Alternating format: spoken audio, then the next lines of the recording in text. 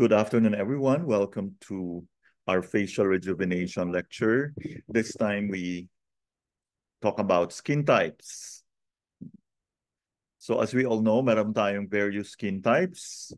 Meron tayong dry skin, oily skin, and of course, lahat tayo umaasam na we will have normal skin.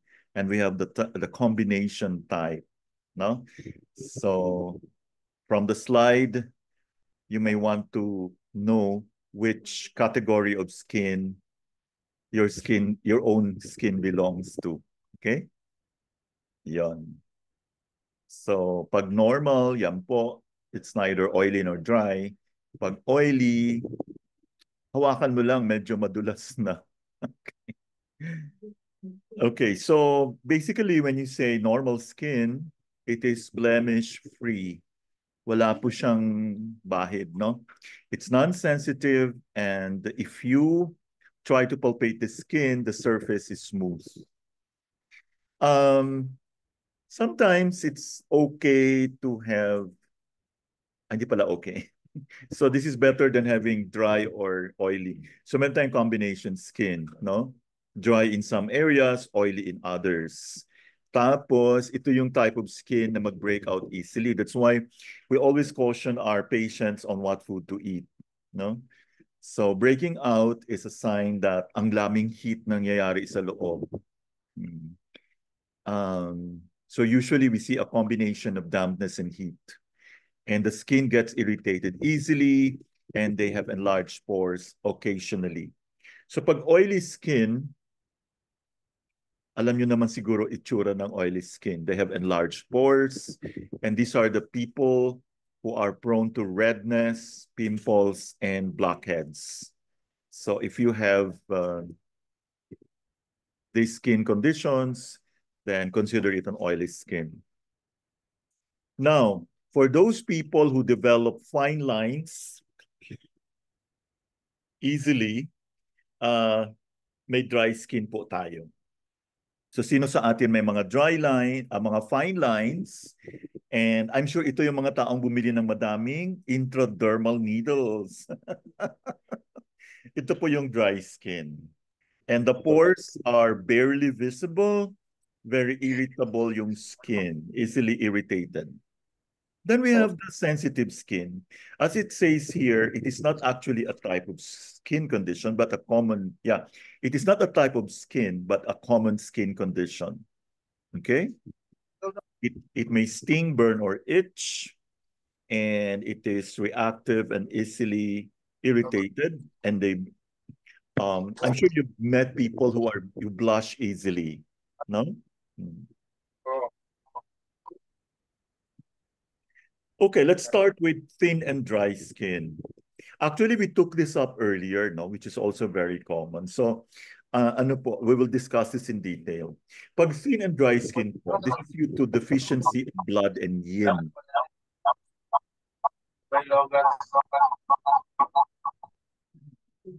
Okay. And so, in this type of skin, it is not only thin and dry, but it is pale. Kasi when you talk about deficiency, think of pallor, think of pale, no? Because of the consistency of the thinness of the skin, it is easily injured and matagal siya mag-heal, no? Okay. And if you have this kind of patient, try mo siyang i-pinch sa forearm. Parang nag-pinch ka ng tissue paper. So that is a sign naman, yung pattern ng pasyente mo is blood deficiency. Pag parang leather naman, that's yin deficiency. Okay? Yun. So try, if you have thin and dry skin, you need to qualify kung blood deficiency ba yan or yin deficiency. So pag pinch mo sa elbow niya o sa forearm, sige, do it now if you can relay. If you have thin and dry skin. Parang pag tissue paper, that's blood deficiency. Pag leather-like, that's yin deficiency. Okay? So they are hypersensitive to sun or to pain. So you should always make sure you wear sunblock, no? Na mataas ang tawag dito, SPF.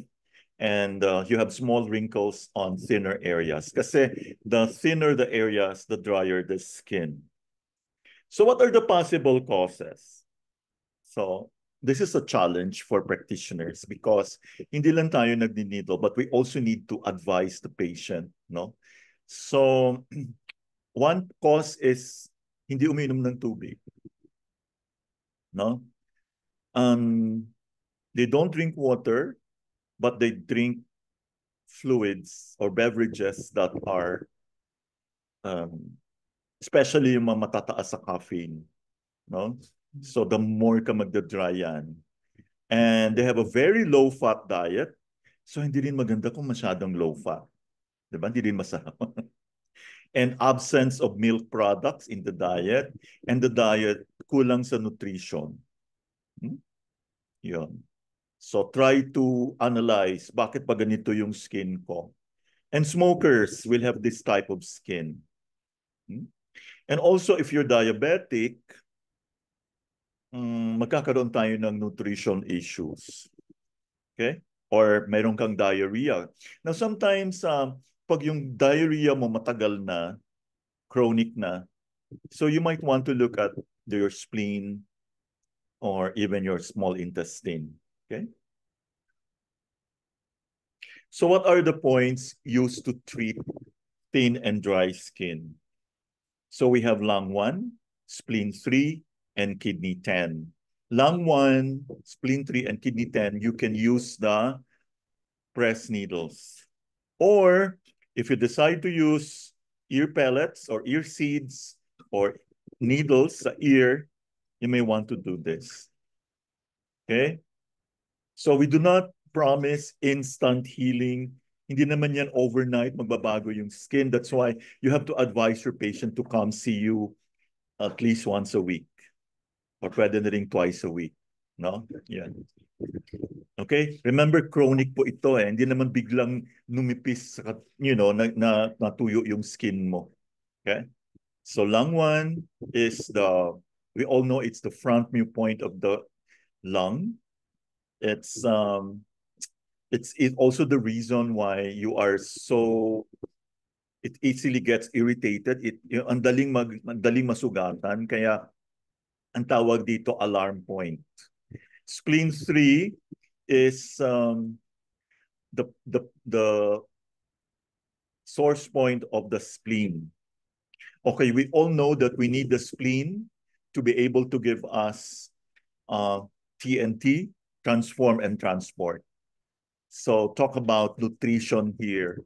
So yung mga tao na parang kahit gaano kalakas kumain, hindi pa rin maganda yung skin, you might want to use the Yuan source point, which is spleen 3.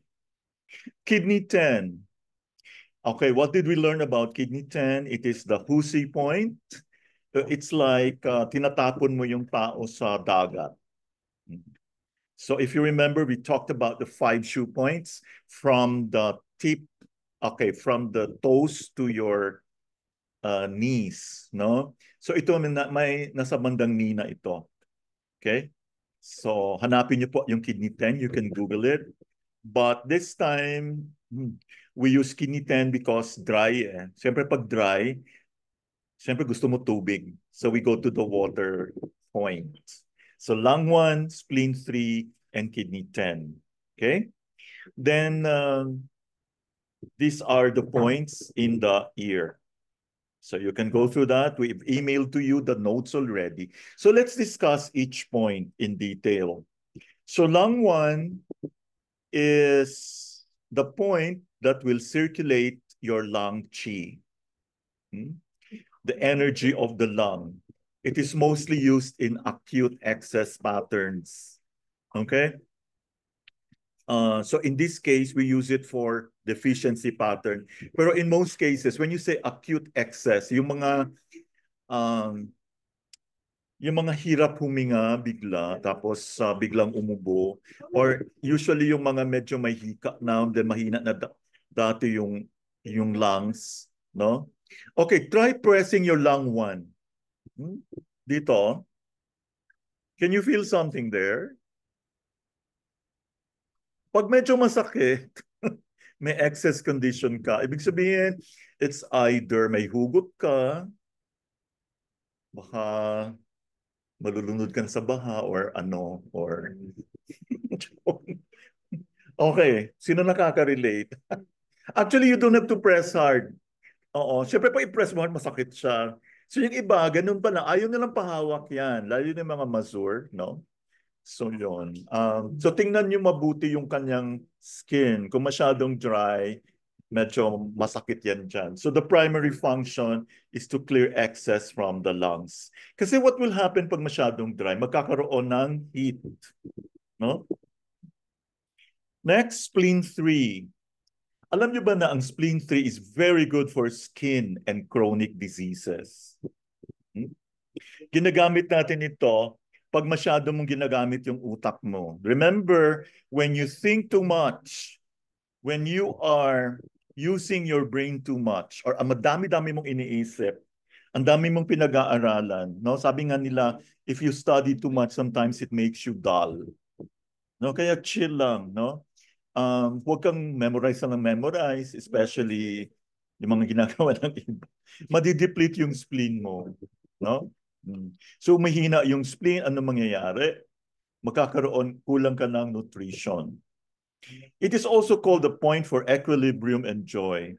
So you might want to palpate this area, spleen 3, and I would not advise you to use the press needle here, i-massage nyo lang. For obvious reason, syempre hinugasan mo yung paa mo. So lalo na kung baha yung area nyo. And if you are diabetic, we suggest that you needle this point. Why? Because most diabetics, lalo naman nangunguluntoy na yung mga, di ba yung iba nagsishrink na yung paa? Okay, is it sensitive there? Actually, pag mahina yung spleen mo, you need to really apply a lot of pressure there. Okay? Affects initial stage acute conditions of the large intestine. And it can also eliminate both internal and external dampness. Ano ba ibig sabihin ng internal dampness? This is something that has been with you for quite some time. External dampness, ito yung dahil sa, yung galing sa labas. Yung mga pinagkakain mo na, siyempre yung iba dyan kahit mataas yung sugar, ang tikas pa rin ng ulo, no? Yeah, and also exposure to damp weather like the one that we're having now. So, yun. And it is also a special point for hemorrhoids. Yeah, yung mga may hemorrhoids dyan. I do needle it, Doc. Ano po? How do you needle it? How to needle? Una-una, I have to caution you, it's very, very sensitive. It's masakit. Try to use the shortest needle as possible, the thinnest needle as possible. Tanungin nyo si Ma'am Annette if meron siyang pinakamaliit na needle na ano. Or mas mabuti mag-ano na lang kayo, press needle. Yeah. Sir, it is bilateral, sir. Yes, bilateral. Yeah. Thank you. Any other question? Okay, kidney 10. Hawakan nyo yung kidney 10 nyo. You can easily see it from the picture. This is considered to be an endocrine point. So, yung mga may endocrine imbalances like diabetes, hormonal imbalances, you might want to use this point. Especially women na medyo nagka-problema na sa menses, no? It stimulates testosterone, strengthens your weak knees, neutralizes and cleans water secretions, and during springtime, you use this. Wala naman tayong spring dito, puro bagyo. Bagyo spring, tonify the kidney. So those are the 3 points. So ano yung treatment natin? We tonify both the blood and the yin. No? Okay, drink water frequently. Sometimes you have to add salt. So para may ma-retain na water ang body. Kasi kung yung water mo lumalabas, so lalo siya magiging dry. You have to consume milk products and proteins. grains and cooked root vegetables, no? Root, like kamote or, yeah. Easy to digest and absorb. Kasi pag nahirapan i-digest yung kinakain mo, lalong maghihina yung spleen, lalong magkakaroon ng dryness, no? Watery fruits. Okay, so if you have a vineyard, you may want to eat your grapes together with the seed. Pears or anything that's juicy, melon also. Some oil should be used either in cooking, so use coconut oil or avocado oil, which is a little bit pricey. Meron pang isa, yung alam ni ano to, ni Doc Janine. Anyway, or raw in marinades and salads. So no question about thin and dry skin. Napunta naman tayo yung mga makakapal ang skin tapos naka-raise. Makapal, oily, and raised skin. Does your skin look like this? Yes. Okay. Thank you for being honest. It's okay. So dapat ano ha, may mga pagbabago ha. So we usually see results after the third or fourth session. Slowly. Okay. Yes. So what is causing this? It's too much dampness. No? The skin is thick, uneven, and oily. Some areas are raised na parang mapa ng Philippines. Maraming islands. The skin is very greasy or oily. Tapos yung sweat mo ang lapot. Okay. Huwag niyo nang sabihin ko nakaka-relate kayo. Nakikita naman eh. Joke lang. At saka ano, magtataka ka ang yung baro, yung damit mo, ando nakamarka. May marks ang damit. Yan. Kaya you know what to do. So sa face, sa neck, and upper body.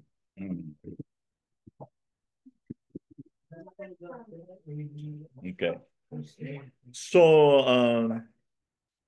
what is the impact of excessive dampness? So, the lower part of the body is not affected in the same way as the upper part because the lungs nourish the skin. The lungs kasi nakalocate siya sa upper burner or upper warmer area. So for those who have trained with us, meron tayong triple warmers, no? A triple warmer, upper, middle, and lower. So yung upper, lungs, and heart yan. Okay? So the dampness originates in the spleen. Kaya dapat from now on, bawal na ang malamig na tubig, bawal na yung mabilis kumain, hindi nginunguya yung kinakain. Okay? So I'm sure maraming tatamaan dito. So what are the possible causes of spleen dampness? Bakit humihina ang spleen ng mga tao?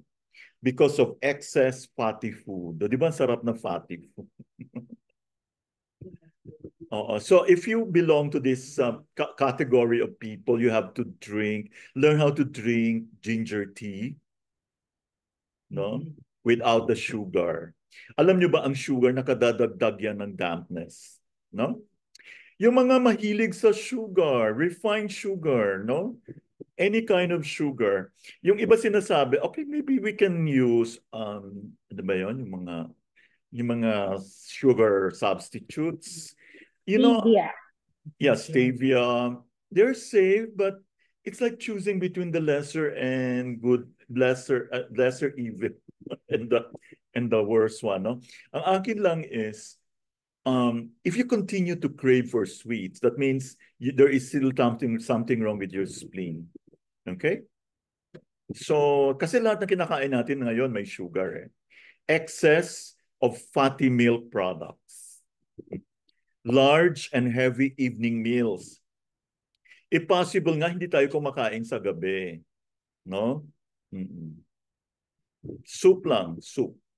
Sabi nga nila, di ba, yung masyadong common na kailangan kumain ka like a king breakfast, tapos half ng kinain mo sa breakfast, yun ang kakainin mo sa lunch. Yung sa gabi, pang dukha.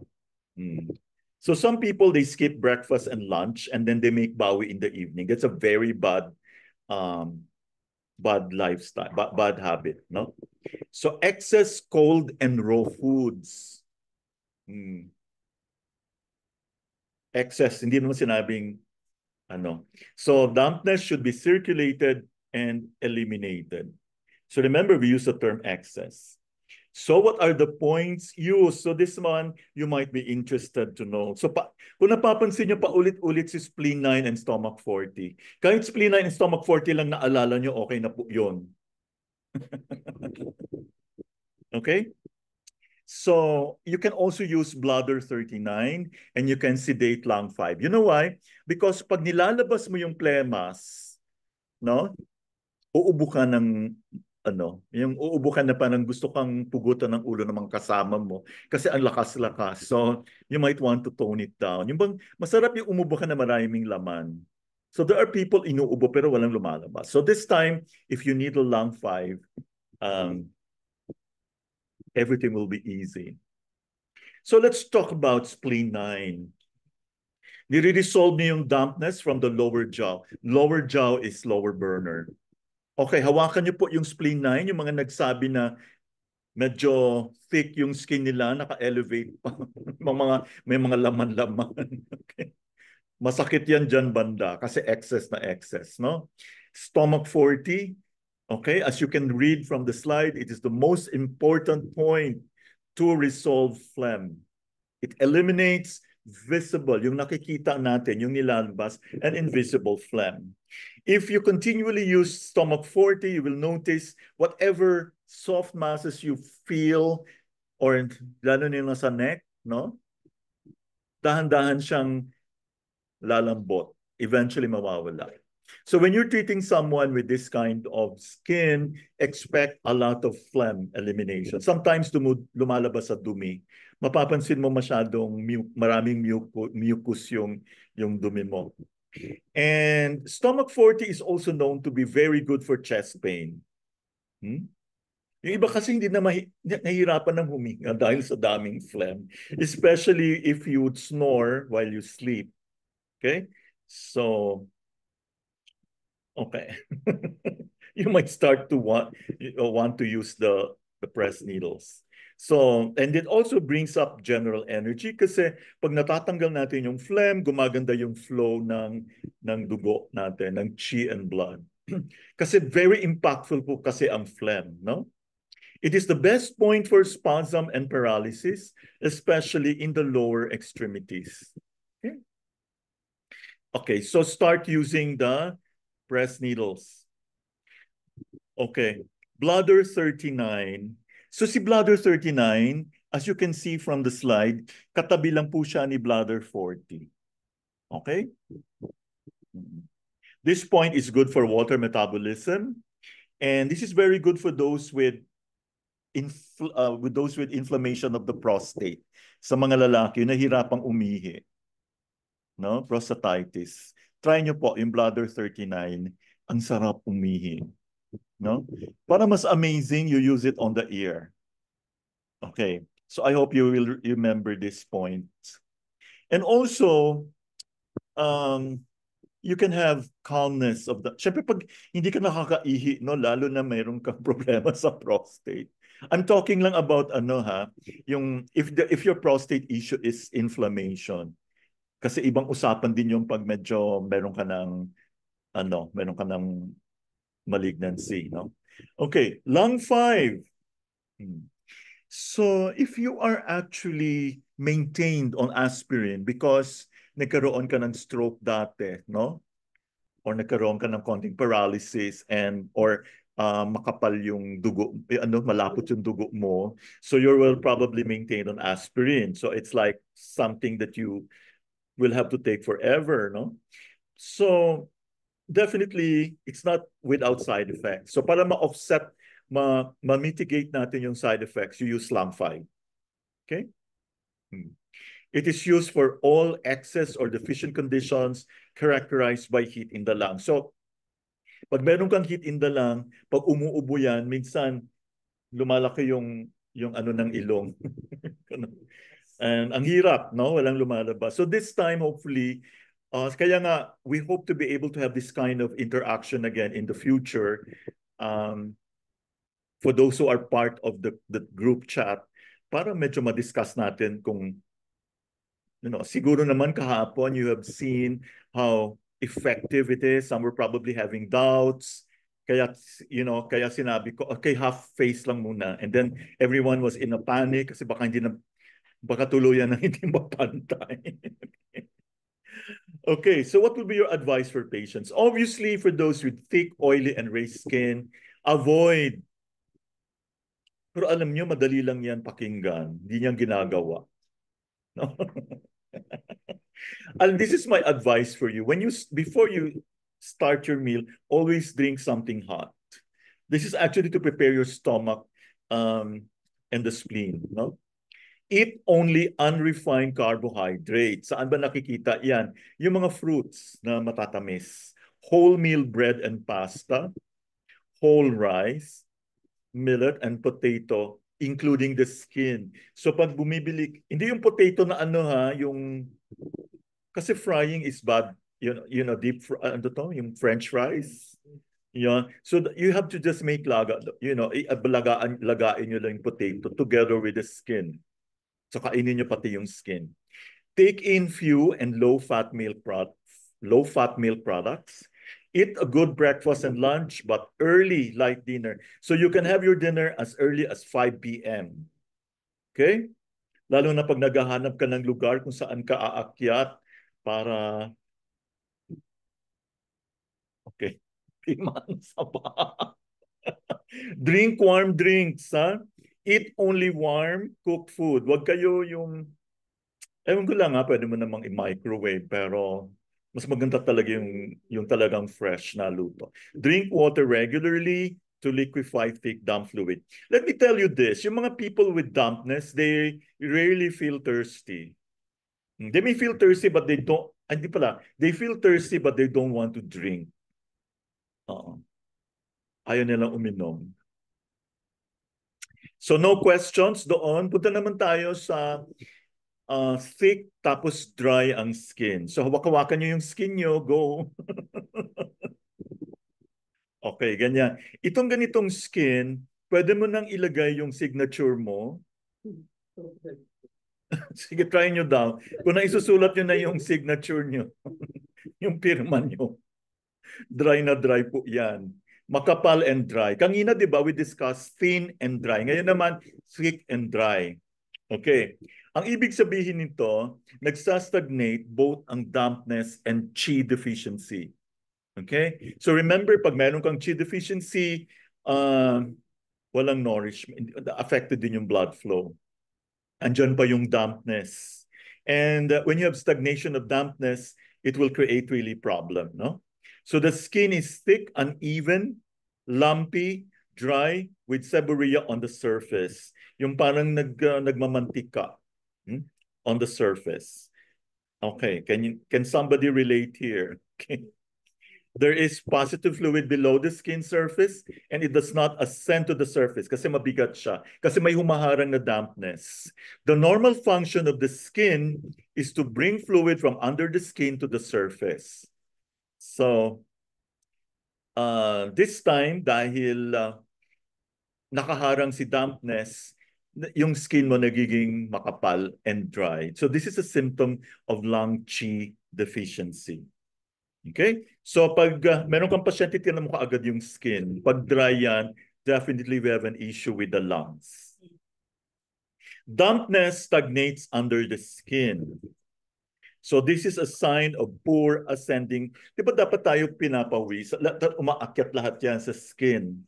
If you're constipated, connected din po yan sa lungs nyo.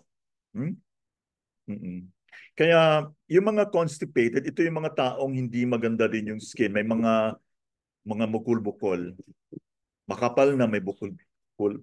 Tuyo na makapal. No? If you remember, the lungs and the large intestine they constitute the metal element. Avoid damp-producing foods and improve skin function. plus bowel function of elimination. So ano po yung foods na nagpo-form ng dampness? I'm sure kinakain niyo po lahat yan. There. So no more sugar. Say goodbye to yeast. Dairy products like cheese, butter, bread, pork, bananas, concentrated juice, yung mga puree. So this is something that you have to remember. So remember, when it comes to this type of skin, you also should consider the health of the bowels, no? So what are the points to improve the skin function? Para hindi na siya makapal. Bladder 13, LI4, and LI11. Okay? We will explain each point later. What are the points to improve the bowel function? Still LI4, Sanjiao 6, and stomach 25. And points to reduce dampness, I'm sure expert na kayo. Ilang ulit na natin ito sinasabi. Spleen 9, stomach 40. Let's start with bladder 13. So you might want to request somebody to needle the bladder 13. Or kung meron na po kayong probe, if medyo may issue ka dyan, pag pinrest mo, usually pag mahina ang lungs, kailangan mo siya i-press ng maigi, no? Kasi deficiency. So may mafe-feel ka talaga, may point dyan, and you know the point. You can see it very well sa drawing, no? As a picture. This is the preeminent point to treat all lung disorders. And I tell you, if you are nalulungkot, if you miss someone, or mayroon ka nawala na bagong, malaking pera, or nasunugan ka ng bahay, masakit itong area na to.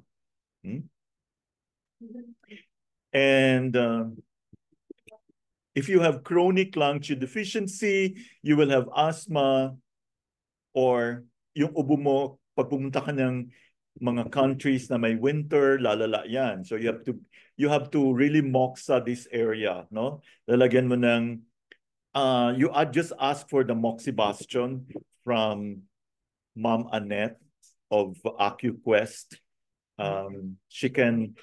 You can visit her office at Pitak building, no? Malapit lang sa PAI. Okay, yung action po nito extends to the heart. Remember, if you have heart issues, you can also have lung issues and vice versa. Now let's go to LI4. This is a very common point, and practically all of us know where this point is. And this is the point, the main point that will release the exterior and expel wind heat. Ano ba ibig sabihin nito?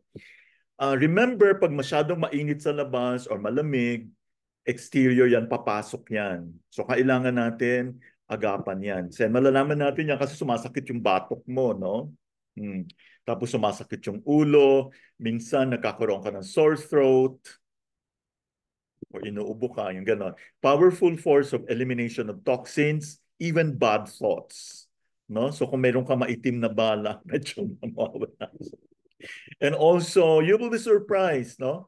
You can have good bowel movement din dito.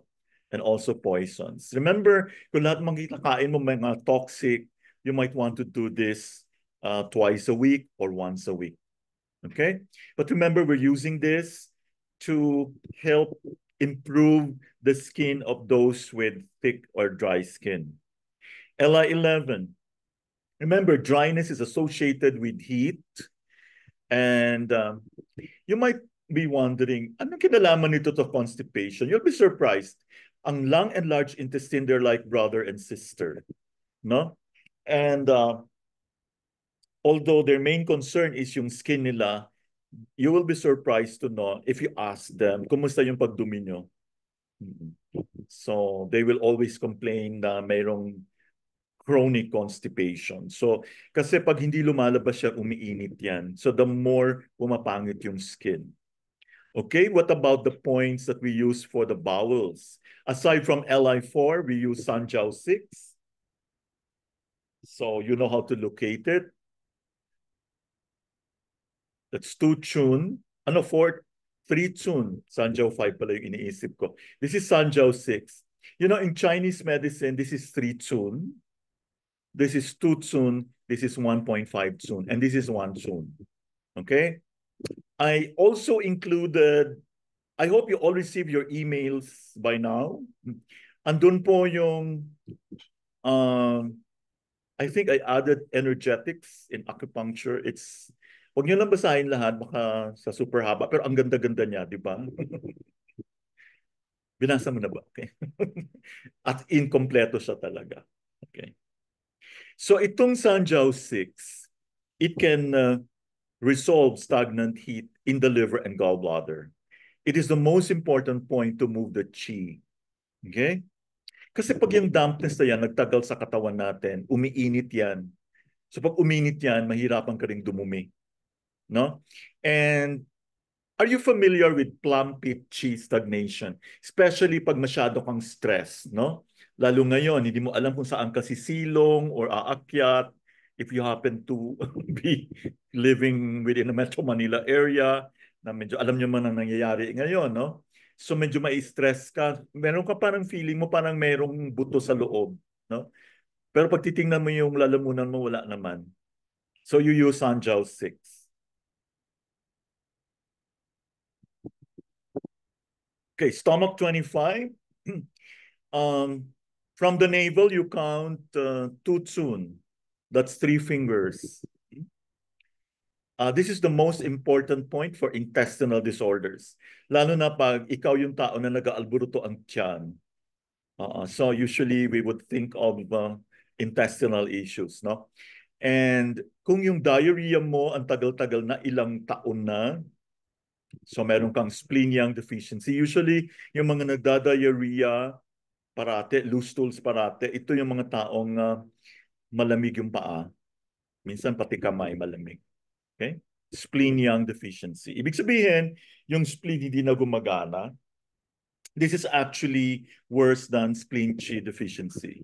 So again, I would like to reiterate that for those who want to really go into serious acupuncture training, you might consider joining us for batch 3 of our LUMP CAA program.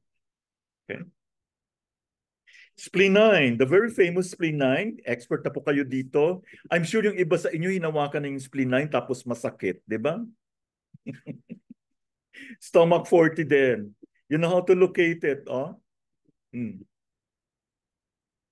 Or kung meron kayong probe, ang dali lang hanapin ito.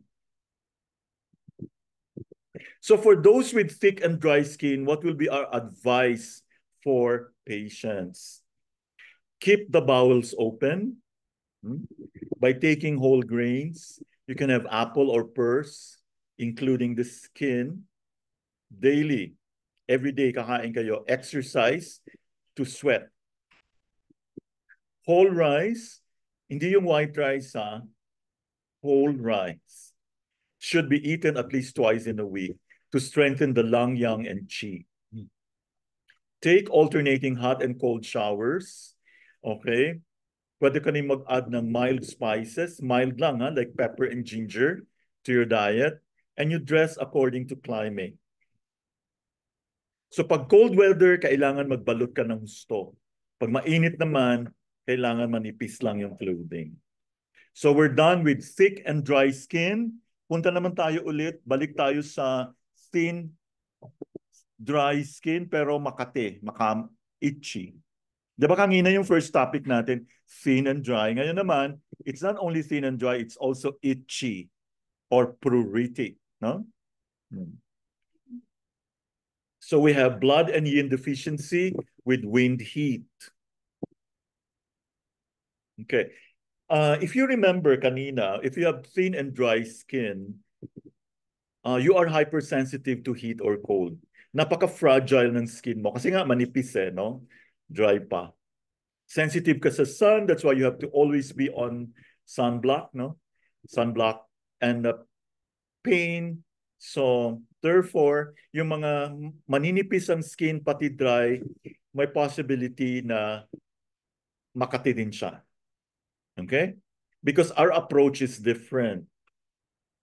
So this irritating aspect is wind. So anything na palipat-lipat yung kate, that's wind. Redness caused by manual scratching is cold heat. Di ba masarap kamutin pag makati? So treatment is aimed to prevent recurrent rise in wind and heat. How do you prevent that? You have to tonify the blood and yin. So makikita mo yung tongue is so manipis. By the way, okay, di ba supposedly ano tayo? We'll probably in the future talk about your tongue diagnosis made easy. So sana wala nang baha by Friday para we can continue with our lectures. Meron po tayo sa YouTube, but I tell you, it's iba kasi when you see it actual, no? Okay. Or if you want, using our same chat group, kunan nyo ng picture yung inyong dila. Both the undersurface and the front. Then let's discuss it. Or you can message me separately. And of course, subscribe to Acupuncture Matters. Okay.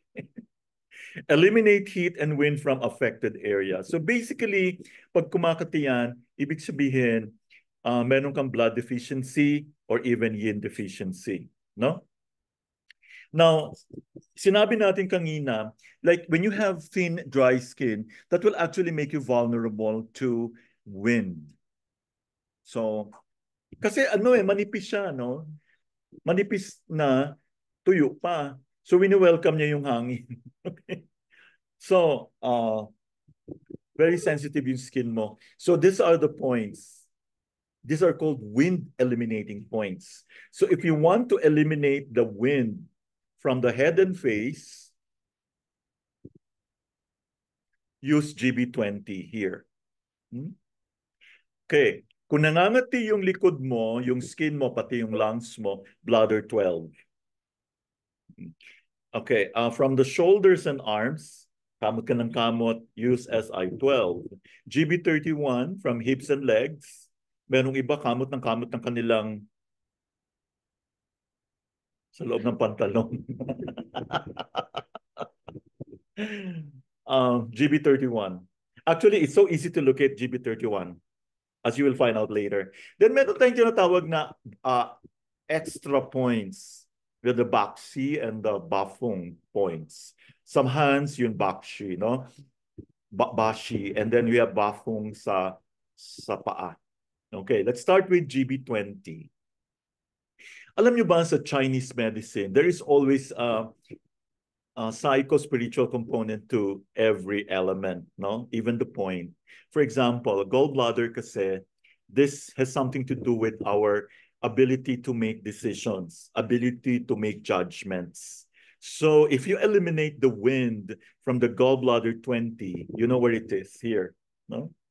You can use the press needle, yeah? Or you can use a GB20 on the ear. So this will help you see more clearly and form judgments. Now, if you meron ka maitim na balak, when you make decisions, give it time, per 11 p.m. to 1 a.m. Kasi ito daw yung pinaka-appropriate na time for you to make decisions. Wag yung padalos-dalos. Because it might be something that you will regret later, no? And of course, you don't want that to happen. So this is also one of the preeminent points to treat diseases of the head, brain, and eyes. And no matter what the cause of dizziness, this is very good for dizziness and headache. No? So in terms of relief. So bladder 12, you remember bladder 13? Sa taas lang siya ni bladder 13, bladder 12. Okay, by the way, when you locate this, kita nyo naman siguro dyan. Ilan yung 1.5 soon? It's 2 fingers from the midline. Okay? This is the point to use at the very beginning stages of a wind cold or wind heat attack, especially now. Hindi lang wind cold, wind dampness pa. No? So, kung meron kang cupping, you can also use cupping here. Or you can do moxa. Okay, where is small intestine 12? Can you find it? Okay, hanap-hanapin nyo dito sa batok nyo. Do you see it? Okay, this is called the wind control point. Kaya pag lumalabas kayo ngayon, especially ngayon, tapos medyo dry pa yung, medyo thin and dry pa yung skin mo, prone ka magkakasakit. So maglagay ka ng shawl, no? So naka-cover si bladder 12, pati si bladder 13, plus si SI12. So try palpating. You can actually reach for it here. Oh. Does it hurt? So mararamdaman mo yan pag naulanan ka. Then gallbladder 31. This was what I was telling you earlier. It's so easy to locate GB31. Look, you just have to stand up. Nasa tip ng middle finger mo yan. This is an important point to treat wind disorders. For example, lumabas ka, hindi talaga, you need to really get out, no, of the house. Then natamaan ka ng hangin. Tapos wind dampness pa talaga. And may water pa talaga kasi ulan. So this is the best point to use. Okay? Recommended for wind heat related itching and also hemiplegia following wind stroke. Okay? So try nyong hawakan yan. Kung masakit yan, ibig sabihin lumabas kayo kanina. Now let's go to Bashi. This is used for B syndrome of the hands and fingers. Yung sumasakit, tapos stiff. So these are the Bashi points. So you have 5 fingers, you have actually 4. As you can see dito siya. Oh. Kita nyo naman dyan. Oh. You can use a very soft. Yeah, maraming ganyan si Ma'am AcuQuest. She will be very, kasi she's also CA, so she knows what to recommend to you. So the shorter and the softer the needle, the better. So lalo na ngayon, yung mga can you like natamaan ka ng hangin? I'm sure may nakaka-relate dyan. Then we have the Bafung. So yun din, yun yung counterpart din. So this 8 points kasi apat-apat eh. Lima yung toes mo, di ba? So kasama na dyan si liver 2, stomach 44, and GB 43. Next. Still the same topic. Thin, dry, and itchy skin. One way of eliminating heat from the body is bleeding, no? So gumamit ka ng 3-edged needle ba yun? Oo. You ask Ma'am Annette, she has that, yung 3-edged needle. Oo, yung parang pag diabetic ka, alam mo yung parang lancet, no? Ito Brick naman, pen, Doc. I'm sorry? Brick pen with lancet. Oh yes, yeah. Thank you for that. Yes. So now you know what to do. So you don't have to buy it if you have that lancet already. So distal point or fingertip bleeding. And you should always have some lancet with you, especially if may na-stroke na nawala ng malay. So you might be able to save lives, no? So this is also very common. Eczema on the hands. Fingertip bleeding on affected meridian will bring about instant relief from both itching and inflammation. So nawawala, hindi lang yung itching, pati yung maga. Okay. What are the foods that will aggravate the itchiness? So every time you think of wind, you think of itch. Wind, gumagalaw. Acidic foods like vinegar-based pickles. So avoid those pickles. And tomatoes or tomatoes. Alcohol in red wine. Citrus fruits like lime, lemon, grapefruit. Foods that are common causes of allergic reactions like shellfish and other fish. Okay? Foods that will cause heat reactions. Red meat and red fish. So avoid ka muna ng red meat. Coffee and other caffeinated drinks. So let us show you examples of thick skin with inflammation or pruritus. Yung nangangate. So blood or damp stagnation with heat is called damp heat. Blood or damp stagnation with wind is called damp wind. Okay, ano ba ang example ng damp heat skin? I'm sure nakita nyo na to, yung mga merong acne vulgaris, yung parang binudbud ng acne yung mukha, tapos nagsuswell pa. And then furunculosis, varicose ulcers. So, when you have damp heat skin, it stays fixed in one area, the redness. Okay? Okay. So, if you have varicose veins, that is a classic example of blood stagnation. Okay? So, there is an obstruction in the venous blood flow. So, nagkakaroon, pag mayroong blood stagnation, nagkakaroon ng edema. So, then it will lead to blood toxicity and heat. For example, varicose ulcer or varicose eczema. Treatment, you improve the venous circulation. Okay? So we tonify the chi of the meridians along which the varicose veins are manifesting. So you need to be, I gave you a copy, an ebook on energetics in TCM. Doon nyo i-review yung channels. So ito tonify mo yung chi ng meridian. Bakit mo kailangan i-tonify? Kasi gusto mong lumakad yung chi, mag-flow yung chi. Kasi 'di ba nakaano siya. So what you're actually doing is we tonify. We make the chi flow along the back of the leg. So you use bladder 28 and bladder 58. Okay? And always tonify the liver chi because the liver is responsible for venous circulation. So we use bladder 18 and GB 37.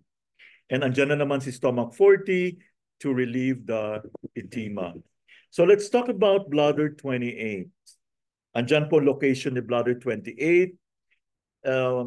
You can use the press needle here. The principal action is to drain damp heat from the bladder and the genital system. Okay? So usually this is very common amongst those na merong UTI. No? Tapos yung may mga discharges na lumalabas sa kanilang ano. Okay, bladder 58. This is very good for sciatica and low back pain. This is a great point for runners. Sino dito ang runner? Mas makakatakbo kayo ng mabilis. No? Stronger legs, more endurance. Remember, bladder 58. And you don't need to needle this point on the leg, no? The back of the leg. But you can use the ear. Ang tawag dito, tirelessness point. So if you want to beat your opponent and be the super runner, sige, try mong tumakbo na may baha, no? Okay. Affects the...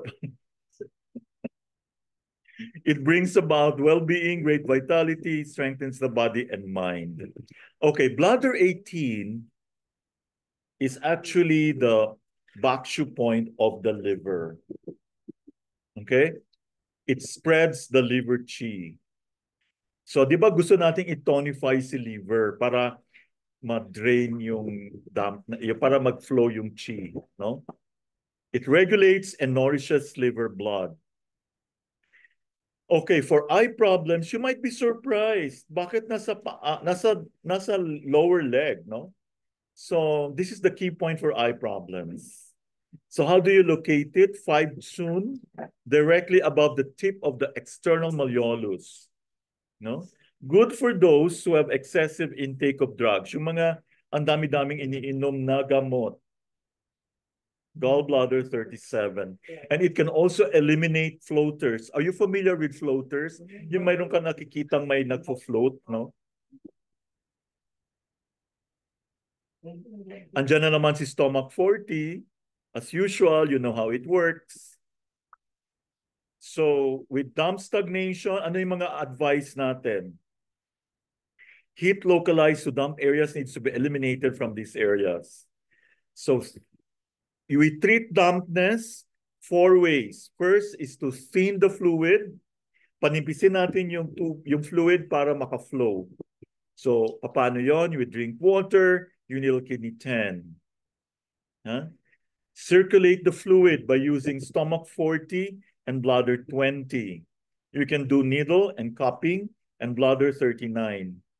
Eliminate the fluid. Andiyan na naman si spleen 9, bladder 23, kidney 3, and bladder 58. Dispersing the fluid, bladder 13, LI4, LI11. So, we took this up earlier. Familiar na po kayo kay kidney 10. This is stomach 40, another very familiar point. Bladder 20. Napakadali lang ilocate dito sa ear. Remember the technique? Bladder 10 and bladder 30, so in between that's bladder 20. It can resolve dampness. Bladder 39, remember bladder 39? Katabi ni bladder 40. This is good for men with prostatitis. Yung nahihirapan umihi. Nako, hahalikan talaga kayo ng pasyente nyo pag napaihi siya ng mabuti. Spleen 9 resolves dampness from the lower jaw. Bladder 23. Okay, bladder 23 is so effective because it tonifies our kidney, no? That's a main point to tonify the kidneys. Okay? It strengthens the kidneys, fortifies the young. So this time, hindi ka na parating gumigising ng madaling araw kasi malamig. You nourish the yin, benefit the qing, resolves dampness. Kidney 3, the most important point for treating yin deficiency. Okay? Now, pag mga payat na pangatao, yung mga yin deficiency ang constitution o grabe yung yang, hawakan nyo dyan banda, medyo ano siya, medyo payat, medyo masyado siyang manipis. It's good for dental pain. Good to use if the heart pulse is so deep. So, because the kidney and the heart, they always communicate. It affects the pancreas. So maganda siya for diabetic. Kung ayaw mo, magkaroon ng gangrene or puputulin yan. So kailangan lahat ng diabetic patients nyo, you may have a loved one at home who has diabetes, you may want to start using the press needle for kidney 3. Bladder 58, for runners. O ngayon kahit baha, pwede kang tumakbo ng mabilis. By needling bladder 58, hindi ka mapapagod. You wanna try it? Bladder 13, the back shoe of the lungs. We are familiar with this already. It's good for chronic lung qi deficiency. LI4, to bring calmness to the body or mind. LI11, to eliminate the heat, especially internal heat. Maganda siya for alternating diarrhea and constipation. Okay. To be able to treat the heat that is caused by blood or dump stagnation, you can actually use plum blossom needle tapping to bleed on the local areas. Kailangan siyang i-bleed. Merong ganyan si Ma'am Annette, no? Plum blossom. Some would call it 7-star needle. 7 needles siya. Okay. Finger or toe tip bleeding. Kasi bleeding is one way of eliminating the heat, no? Para gumanda yung skin mo. So, damp wind, you can have eczema. So, kung may eczema ka ng kamot doon, tapos namamaga. So, you can have varicose eczema. That's damp wind. Okay? Okay. So, pag sinabi nating wind, ang symptom niyan is itching. So, pag kamot ka na ng kamot, wind yan. Saka diba, pag kamot ka ng kamot, nasasarapan ka din, tutuyo na naman yan siya, kakamot ka na naman ulit.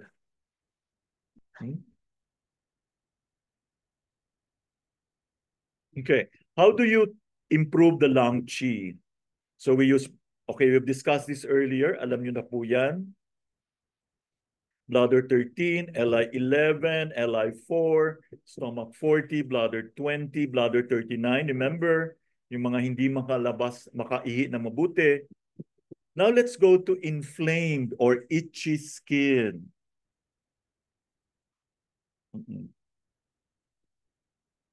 Yung skin niya normal lang, hindi siya naka-raise, walang edema, and then hindi siya fixed sa specific area saan-saan. Treatment is for heat only in the inflammation. Okay? Okay, spleen qi deficiency or triple warmer qi deficiency, skin is oily in certain places and dry in others. Okay, for oily skin on the face, dry skin on the legs. Okay, nakakita na kayo ng ganyang tao, may mix yung skin. Magtataka ka, oily yung face niya, tapos yung legs niya dry. Mixed yan. Maraming ganyan. No? Ako kaya. Okay, there is dampness na nag-stagnate sa upper warmer, yin deficiency sa lower. So our goal, to descend dampness from the upper, tonify the yin in the lower. So ganyan po itsura ng skin.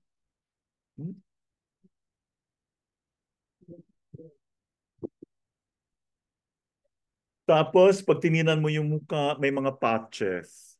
Hindi siya pantay. Parang maraming may ganyan, no? Oo. Tinan ko nga yung mukha. Okay. Patchy skin on the face. Ang isang area oily, ang isang area dry. Halo-halo. So, ibig sabihin, hindi maganda yung dampness distribution. Hindi pantay. And this is a sign of spleen qi deficiency. Kailangan mo kasi ma-eliminate yan. So, do you know how to treat it? Okay, you use bladder 22, bladder 39, lung 5, spleen 6, kidney 7. Alam ko hindi nyo ito memorize kaagad. It's impossible, but you can always use this as a reference. So let's talk about bladder 22.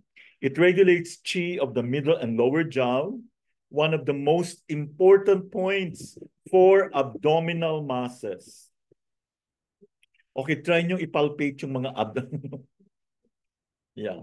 Pero bakshu siya, pero pag may ano ka sa abdomen, mga bukol-bukol, mapapansin mo nagiging soft siya or medyo lumiliit. Bladder 39, you're familiar with this. So for men who have prostatitis, difficulty in passing urine, you will find this a very useful point. Lung 5, for those who have been on aspirin on maintenance, okay, para hindi ka magkaroon ng side effect, you may want to use this point. Spleen 6, one of the most important points to harmonize and cool the blood and to promote. And actually, if you are learning how to needle, madali lang to. Actually, yung picture dito, madali mo lang malocate. Ha? Needle ito ng pasyente, ha? Hindi, fingers ito ng pasyente, hindi fingers nyo. Kasi minsan mas malaki pa yung kamay mo sa mukha ng pasyente. Okay? Major point for insomnia. Actually, even if you use lang the spleen, although my favorite point for insomnia is Anmian, somewhere here. Okay? I think I shared that. Did I share that? Iba yatang to. Okay. Spleen 6 is also good. Kidney 7. To control sweating, yung grabe yung sweating. Saka, hindi ka na ihi ng ihi parate. Kasi when you strengthen your kidney, that means you can control your urination. There are people na talagang mahina yung kidney, ihi na lang ng ihi. Because your bladder is under the control of the kidney. So kung mahina yung kidneys mo, every time na inom ka ng tubig diretso, hindi mo na-hold. Tapos baha pa. So ihi, okay, whatever. So this point also works on the lungs. Because the lung is the mother of the kidney.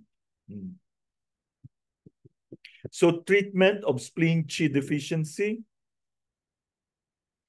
the usual, bladder 20, stomach 40, spleen 1. Okay, if nagkamali kayo, it will not really, it's just a waste of needle. Pero syempre, mas gusto natin tama yung points. So I know that it must be very difficult for you to really get the points right away, no? So you massage the skin surface with light moisturizer to improve circulation. So bladder 20, stomach, yeah.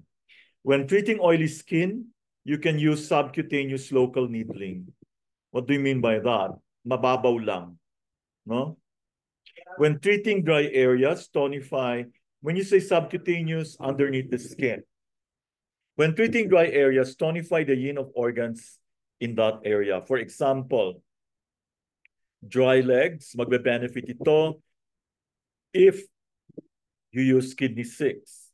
You tonify the kidney yin. Because kidney 6 is very good for tonifying the kidney yin. Yung mga nagda-dry na rin yung skin, no? Lalo na sa paa. Or dry arms with lung 9 or heart 9. Of course, andyan pa rin si bladder 20, stomach 40, spleen 1. Those who want to reduce their cravings for sweets, for sugar, use spleen 1. This time, hindi na siya masyadong masakit if you use the press needle.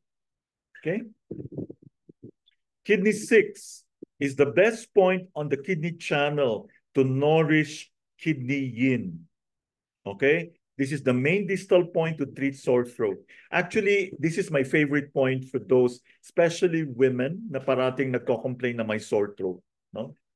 You use kidney 6. You might, masusurprise sila. Bakit? Usually kasi dito naman symptomatic. Pero kung gusto mo talaga matagal bumalik, you use kidney 6. And kidney 6 is also called the joyous sleep point. It is traditionally used for emergency throat problems. So kung emergency, hindi mo pa alam kung saan mo nilagay yung needles mo, mag-apply ka na lang ng pressure sa kidney 6. Do you want to apply pressure? Lalo na yung nagsusore throat dahil naulanan. Di pala, sore throat is wind heat. No? Lung 9. Where is lung 9? The most important point on the lung channel to tonify lung qi and yin. Most of the patients that you will see in the clinic have lung qi deficiency. They have shortness of breath. They may have dry skin. Or sometimes meron silang tinatawag na lung yang deficiency, malamig yung kamay, or even heart yang deficiency. Used for long-term problems, used for all qi disorders, the first aid point for asphyxia, yung mga parang nasasaka, collapse, poisoning, and concussion. Heart 9. Pag nag-feel ka ng pulse mo sa heart pulse, dito yan, hawakan nyo yung dito nyo. Pag medyo wala, tusok mo yung heart 9, bumabalik. So, siyempre yung heart 9 nandito. Ay no, sorry. Nandito pala. Heart 7. Heart 9 nandito. Dito. You see it, no? Yes. Bleed for heart attack or severe sore throat. Let's say may inatake sa puso. No? Although okay naman yung ibang points, pero mas maganda kung precise, no? Or severe sore throat. Okay? Yeah. So order na kayo nung, ano tawag doon? 3-edged needle. Yeah. So I think that's all for now. Ewan ko kung nabailaukan ba kayo sa dami.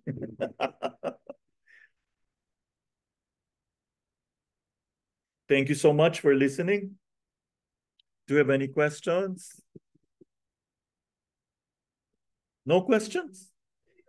None, Doc. Thank you, Doc. You look so pale and happy. So, did you all receive from sa email nyo yung lahat ng notes? Itong last lecture, these are all add-ons, no? Ako, I love add-ons kasi. Like, it's always good to, add our knowledge. Hindi yung naka-ano ka lang, doon lang, no? So, yeah, thank you so much din po, Ma'am Catherine. Thank you so much, everyone. Is there anyone who would like to comment? Like, I would still want to talk to you, pero it seems that nobody's asking any questions. So, huwag na po kayo mahiya. I'll just let this off.